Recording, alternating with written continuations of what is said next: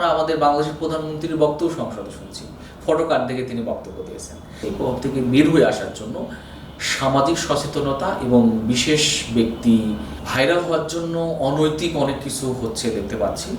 আমরা ডিজিটাল যে মানুষের নৈতিকতায় পরিবর্তন আনতেছে, এটাই ফেসবুক এবং টিকটকের মতো প্ল্যাটফর্ম কি আমাদের চিন্তা এবং আচরণের পরিবর্তন আনতেছে কিনা? ফেসবুক এবং ইউটিউব, টুইটার থেকে শুরু করে ভার্চুয়াল যে জগৎটা, এই জগৎটা আমাদের আচরণের এক ধরনের পরিবর্তন আনে বা আনছে আমরা দেখতে পাচ্ছি। বিশেষ করে আমাদের পড়াশোনার এই জায়গায় প্রচুর গ্যাপ হচ্ছে। আমরা এখন এআই নির্ভরশীল হচ্ছি, ফেসবুকের তথ্যের আলোকে আমরা ইভেন তো আমরা আমাদের বাংলাদেশের প্রধানমন্ত্রীর বক্তব্য সংসদে শুনছি, ফটো কার্ড দেখে তিনি বক্তব্য দিয়েছেন। তার মানে বুঝতে হবে যে বাংলাদেশের প্রধানমন্ত্রী থেকে শুরু করে একদম মাঠের একদম সাধারণ জনগণের মাঝেও এক ধরনের ভার্চুয়ালের জগতের ইম্প্যাক্ট তৈরি হচ্ছে। এই জায়গাটার ব্যাপারে নিয়ন্ত্রণ যতটুকু আমাদের জন্য দরকার, আমার মনে হয় যে সে ব্যাপারে সবার সচেতন হওয়া উচিত এবং আমাদের এই প্রজন্মকে সচেতন করা দরকার। গেমসের এক ধরনের ভয়াল থাবা আছে যে আমরা আমাদের প্রজন্ম গেম আসক্তি আছে।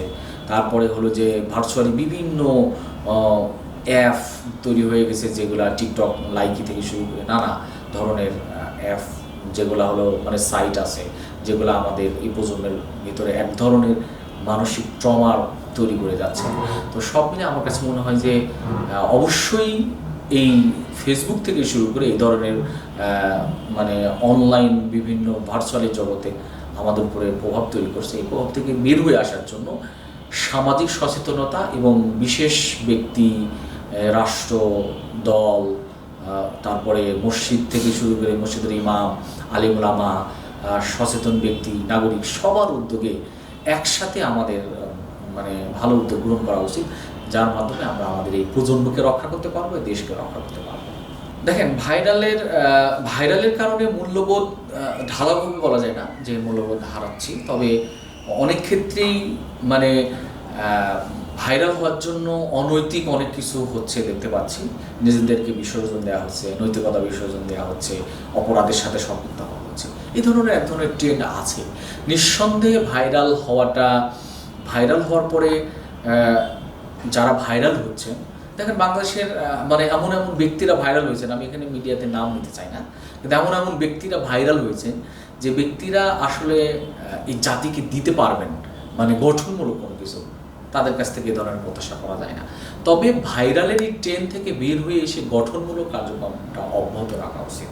এবং ভাইরালের আসলে অনেক ধরনের প্যারা আছে, যে প্যারাগুলা আমরা বিভিন্ন সময় দেখতে পারি আর কি। বিশেষ করে টিকটকের মতো জায়গায় এই ধরনের প্ল্যাটফর্মে আমাদের এই প্রজন্ম প্রচুর আসক্তি, এবং এখানকে যারা ভাইরাল হয় এখানে তাদেরকে এখন মানুষ মডেল মনে করেন, তাদেরকে বিভিন্ন কিছু মনে করেন।